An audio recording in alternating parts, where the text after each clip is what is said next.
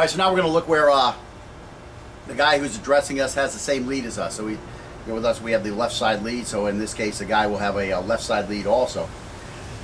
So again, frontal meeting, same side lead. The problem here is that we have a longer way to go to get a flanking position, whether we go right or left. To flank the threat's lead side, we will have to use a step-through movement, and we will expose our lead flank while having less opportunities to inflict immediate effective damage. However, we will be less exposed to a counter because we're going to the outside of this guy. It's a little quicker.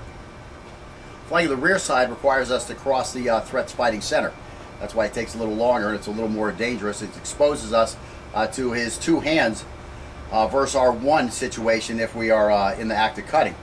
And again, that could degrade into a tug of war for our knife. However, it allows us to deliver a lot more damage in a shorter amount of time because also his vulnerables are facing us. Because there are such valid reasons to attack either flank, we are going to look at both, beginning with flanking the threat's rear side.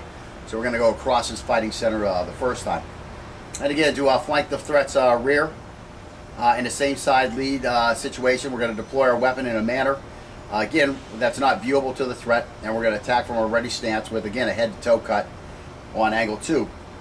The initial slip attack step should take us past the threat's fighting center, and our empty hand should immediately trap or check the threat's most active arm. So whichever arm he has flailing around, that's where we want to catch that with our empty hand. As we continue to cross the fighting center, we're going to interfere his thought process by doubling up with a thrust on angle 8 to the abdomen or inner thigh of either leg. Again, we want to be down low while we're doing this, out of the way of his hands from hitting us. And we're going to slash up on angle 12 and then follow up on angle 6 or 7 to the neck with a C cut as we step and drag to complete the flank and take the rear. Again, as we begin to take the rear, we're going to be coming in with these angle 3 thrusts, and then we want to get around the front, slash the neck if we haven't done so already, and finish him off from there. Again, if he falls, we're going to mount and finish the job as necessary. So we're not going to we're going to get to the point where we slash the guy's throat, and we're going to call cut on that. We've already done the taking the guy down and stabbing him in the back of the neck. Again, we have to stay very, very busy while we're going across his fighting center. That's why we're all those 8s down here and coming back up with the 11 and going back to the neck. We're just trying to keep that knife busy. You don't want that knife to get still to where he can grab it when he's still got you in front of him and his two hands are there. So we have to stay very, very busy because we're vulnerable to counterattacks, and because we are so busy, we have to be very conscious of where our empty hand is going to be. Again, if that knife is all busy and our hand is out here, we're going to be cutting our own hand too. Let's see. Also, when we get to the rear, if the threat balls up before we can get to the throat, we're going to have to kick out the back of his knee joint to get him to lean back so that we can finish the job. So we are going to look at that. We're going to add that little section where we're going to just put our instep of our foot in the joint of the threat's knee, the back of the knee joint, and just push that so that he starts leaning back again to give us that neck. From there we can take that neck and then we can roll over on top of him like we were doing before. And then we'll look at the other side, taking the near side. Okay, so what I'm going to do now is just going to do that near side narrative so we can add this, when we get to that. Alright, so anyways, as an alternate strategy, we can easily win the war of attrition by circling the flank to the threat's lead hand, where we can slash away at that hand with little risk of an effective counter. This strategy is only valid if we have time on our side or can't justify crossing the threat's fighting center. The best strategy here would be to step through towards the near flank while slashing away at the lead hand. This will give us a lot of information about the threat's ability while risking little. Should the threat realize his helpless situation, his choices will be limited to giving up, overcommitting, or maneuvering from a less familiar position. So first we're going to do that. That's going to look a lot like that second feint we did, except for we're not going to go with the empty hand. We're just going to be stepping through with the knife hand and taking a big slash at his side and his hand, whatever's there. And now again, in the situation where he overcommits from this position, we will expedite our maneuvering towards his rear. If necessary, we can check or trap the most aggressive limb with our free hand as we stay low and move forward quickly, stepping through towards his rear side. As we move, continue to interfere by doubling up with a thrust on angle 8 to the abdomen or outer thigh of the near leg. Follow up with an angle 6 or 7 to the neck with a C-cut as we continue to move to complete the flank and to take his back. Again, it is critical that our free hand checks his ability to turn towards us. So what you want to do is you want to actually reach across to his far shoulder and grab that arm so that he can't spin in that direction. Of course, if he spins the other direction, then we just follow his back as he spins. We'll show you a little bit of that. And you also can grab his belt, his pants, anything there on that far side to keep him from spinning away on you or spinning into you. And then we're going to reach around the front of the threat's neck with our knife hand to finish with that reverse angle 4, slash to the throat, opening that wide up. And then again, we can mount as he falls. Again, as we're trying to get to this threat's rear, it may turn into something that looks like a dog chasing his tail, where we're both kind of running around in circles, us trying to stay behind him. That's why you want to grab him on that far side to keep him from running around. In either case, we have to keep thrusting, slashing at exposed areas while trying to check, trap in a way that hinders his ability to turn towards us.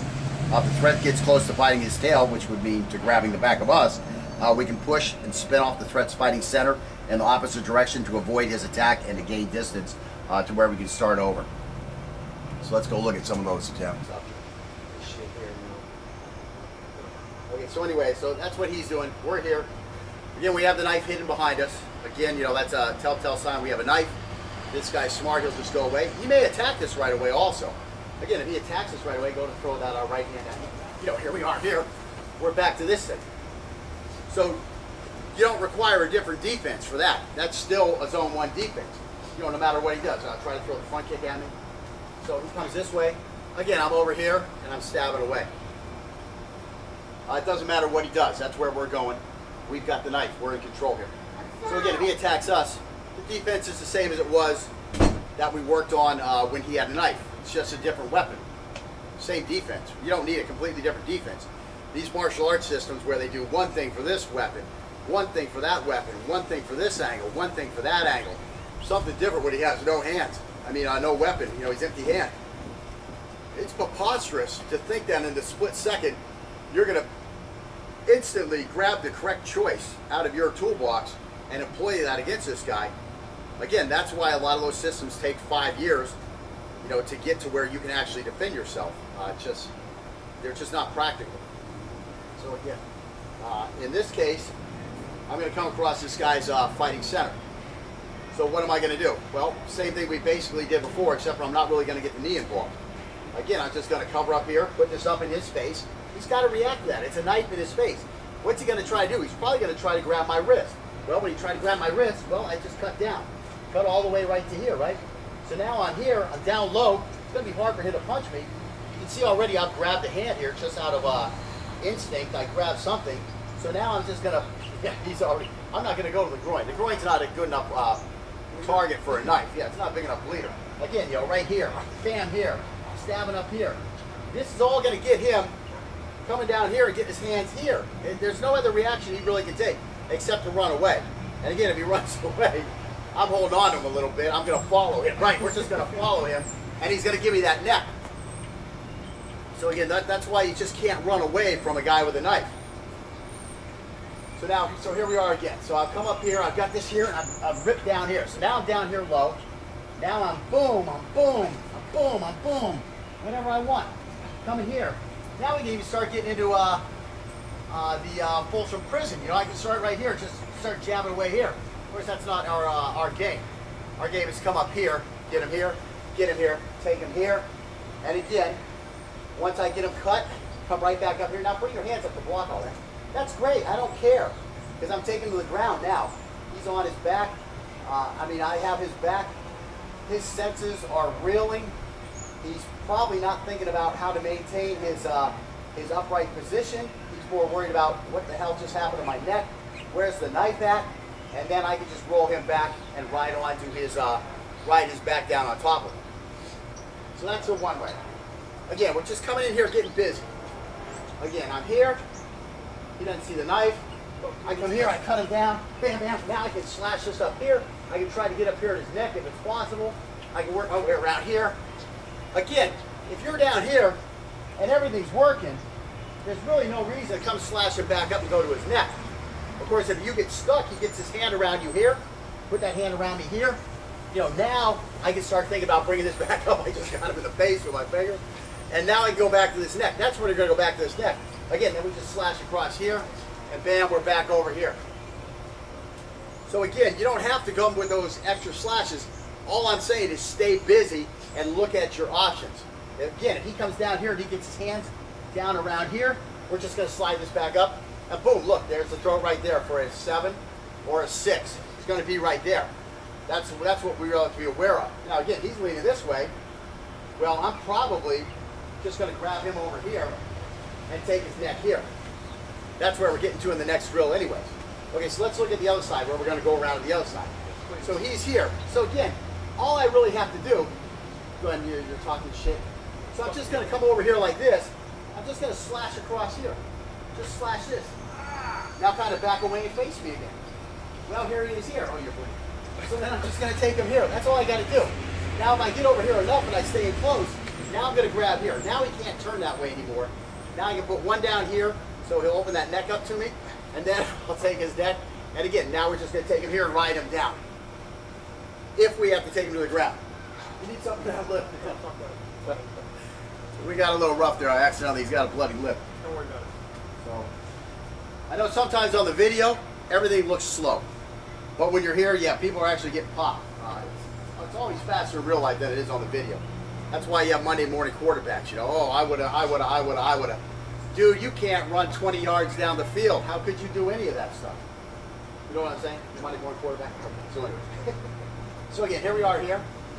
Again, I'm just stepping over here. Bam, bam. Now from here, he starts trying to turn towards me. I can hit him here. Hit him on this leg. Now he brings those hands up. You know, I mean, he brings the hands down. Now I start coming back up here. What I want you to do is I want you to bring the hands up when I slash you. So again, I come here. He brings those hands up. Well, I can't go for his head. I'm still not ready to get his neck or anything. So boom, just slap one in here. Bam, put one in here. Get this. Pull him up against you. Start working here. He's got it. Yeah, see, he's a smart guy. He wants to. He's a trained guy. He's keeping that around his eye. He's like, I don't want two bloody lifts in. He's covered his neck, okay? And again, the guy may do that. Well, if he does, then we just start stabbing right here on his neck if we have to. You know, yeah, he's going to drop pretty quickly, and he's going to give us that neck eventually. But anyways, so that's it. So now we'll work on this a little quicker, and we'll really beat the shit out of you. Because the first time you're going to go this way, just go slow. This just, you're just coming up into me. Well, you're going this way. Just coming up into me, the same thing we were doing before. Except for get down real low and get between my legs with that knife. Or in my stomach, you know, anywhere here. Yeah. No. You're left lead, so you're coming this way. Right, so just get that stuff up in my face. Motherfucker, I will right so. Boom, I mean, you're just immediately taken back by that thing in your face. I mean, go ahead. I mean, what am I supposed to do? I'm supposed to try to hit you? That's why you want to drop down low. Right, that's, you know, you want to be like in this. When you finish these head to toe cuts, the big thing is you want to be here when you finish those things, so you're out of the way. Because what's this guy going to do? Maybe he's a really schooled fighter, a trained fighter. Maybe he's just had a lot of fights. He knows how to slug it out. Again, come to me with that thing. Boom, see how I'm missing him here? Because that's my only real effective response since I don't know where he's going. I mean, that would be my only thing, would be to get this hand off of me, you know? So again, he's here, throw a couple things, keep your feet moving, get around me, boom, there, and bam, behind me, right, and slash his throat. Okay, so try that.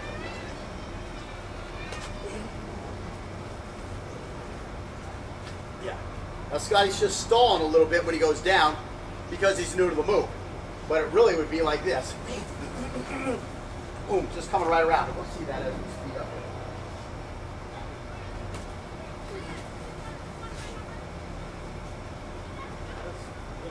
Now hold this thing back here. Hey, you son of a bitch. I saw you looking at my girl. I mean, where am I going? That time I tried to grab the knife as it came at me. And I knew the knife was coming. Listen, man, I saw you looking at my girl. What are you thinking about? I mean, that's the best case I got. He's stabbing the shit out of my legs. It's not affecting me right now because he's not really stabbing me. What if he was really stabbing me? There's not much I can do. Bitch, fuck. I mean, what can I do? I can try to turn this way. Yeah, see, now he grabbed my leg. He's just going to keep stabbing that stuff until he works his way around my back. There he goes.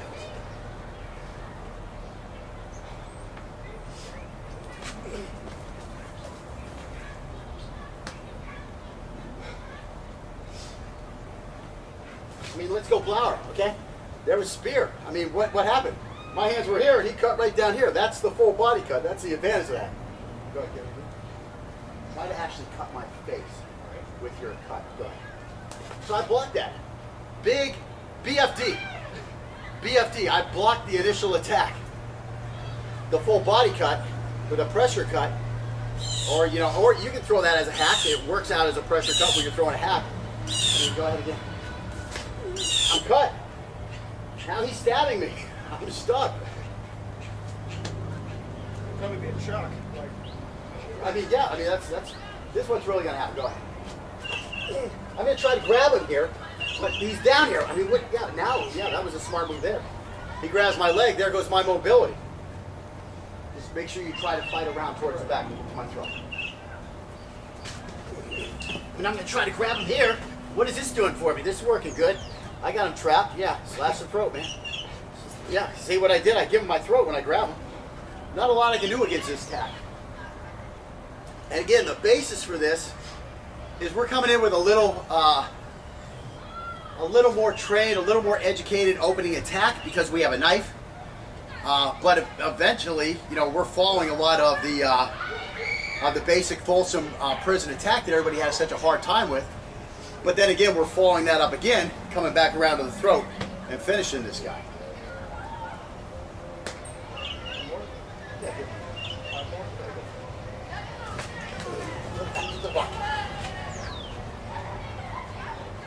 Okay, this time I'm going to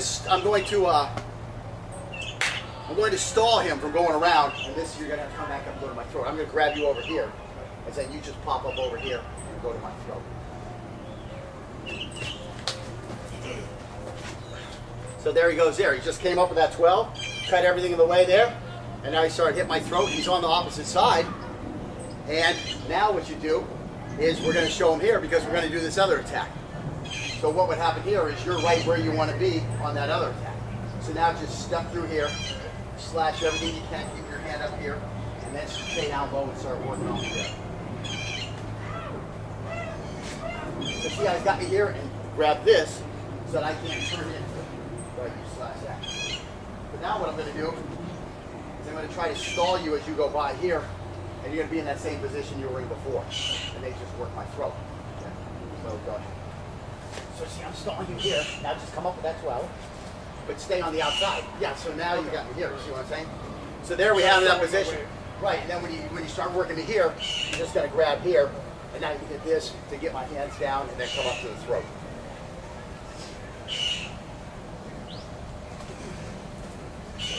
See, he's got me here. You've got to get this hand reachable, this hand stabbing.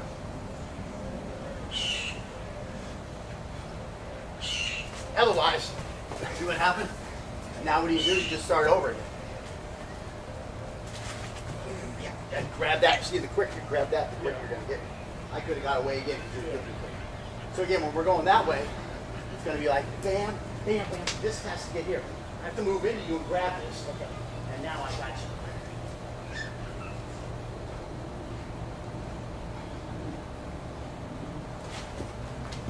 There it is, right there. So now I'm going to screw him up because of course I know what he's doing. Chocolate. I want more chocolate. So this is the best I can do.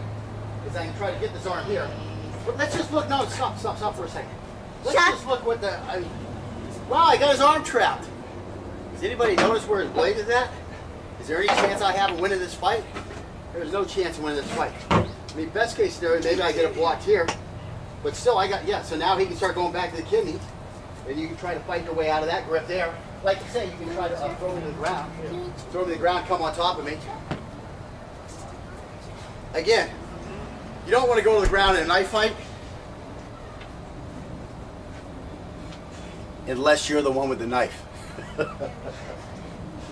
And again, you want to have a superior position also.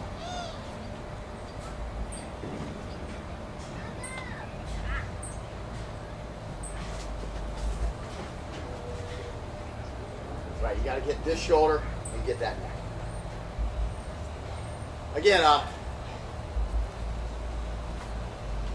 we weren't looking to be Wing Chun masters when we were doing that, the Wing Chun, the Hu Bud, and the Chai Sao. We're just trying to get the two hands moving separately, independently of each other.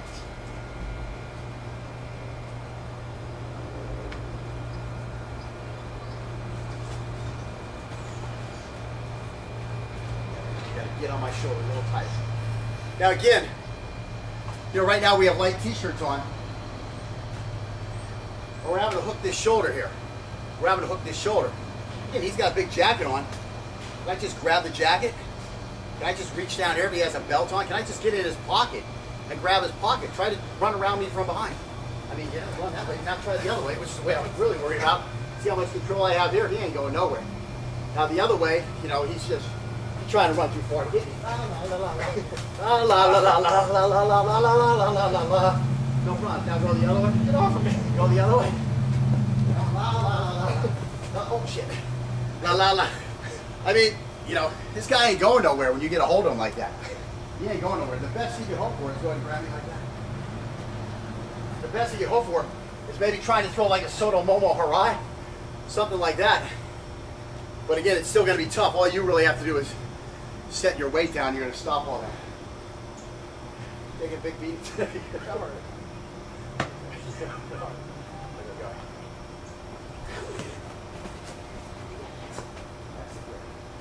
Try to get that grab just a little earlier. I'm focusing on just stab. Right. Yeah, I know it's hard. You got a lot of things going on. You got the feet having to get your right spot. You want your stabs in the right spot. And then somewhere along the line, this hand has to go up there and grab. So that's why you need to run through some reps of this stuff. Now again, I'm going to do a more realistic defensive response if he doesn't grab me right away.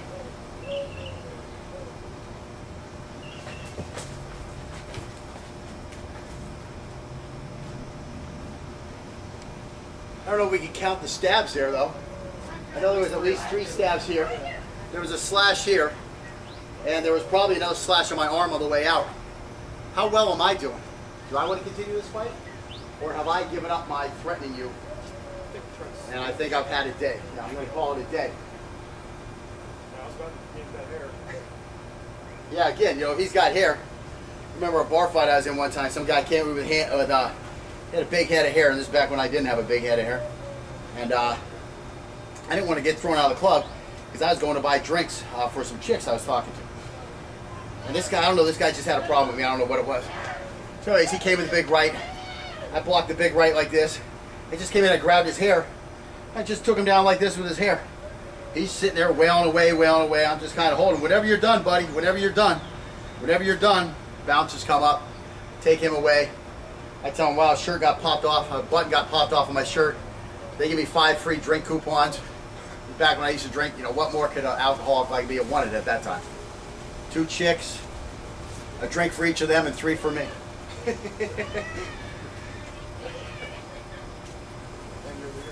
Yeah, and I'm the hero of the bar now. There it is. Yeah, and that's what it is. That's what it is. That foot power, foot tower. Fuck you. Fuck you. Monkey paw. Monkey paw grips. Again, Scotty has a hard time getting around on my neck because I turtle so well. My neck when I'm like this.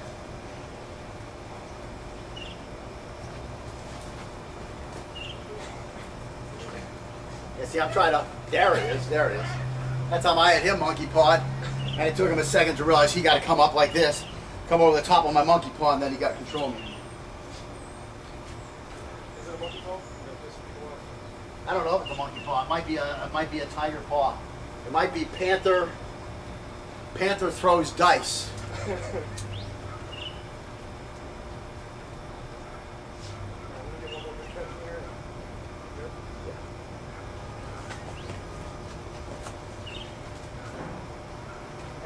Yeah, keep your hands up. If you think somebody's going to have a lot different response than the responses I'm portraying here, you need to get out on YouTube, start looking at some jailhouse shanking videos, and watch these guys go like this while they're getting shanked 20 freaking times, and all they're trying to do is turn towards the guy. Just not a lot you can do. I mean, there's a lot I could do because I know exactly where he's going, but for a guy who doesn't know what's happening, not a whole lot of responses you have here. All right, so now we're going to look where the guy who's addressing us has the same lead as us. So with us, we have the left side lead. So in this case, the guy will have a left side lead also. So again, frontal meeting, same side lead. The problem here is that we have a longer way to go to get a flanking position, whether we go right or left. To flank the threat's lead side, we will have to use a step-through movement, and we will expose our lead flank while having less opportunities to inflict immediate effective damage. However, we will be less exposed to a counter because we're going to the outside of this guy. It's a little quicker. Flanking the rear side requires us to cross the threat's fighting center. That's why it takes a little longer and it's a little more dangerous. It exposes us. We're going to be coming in with these angle 3 thrusts, and then we want to get around the front, slash the neck if we haven't done so already, and finish him off from there. Again, if he falls, we're going to mount and finish the job as necessary. So we're not going to we're going to get to the point where we slash the guy's throat, and we're going to call cut on that. We've already done the taking the guy down and stabbing him in the back of the neck.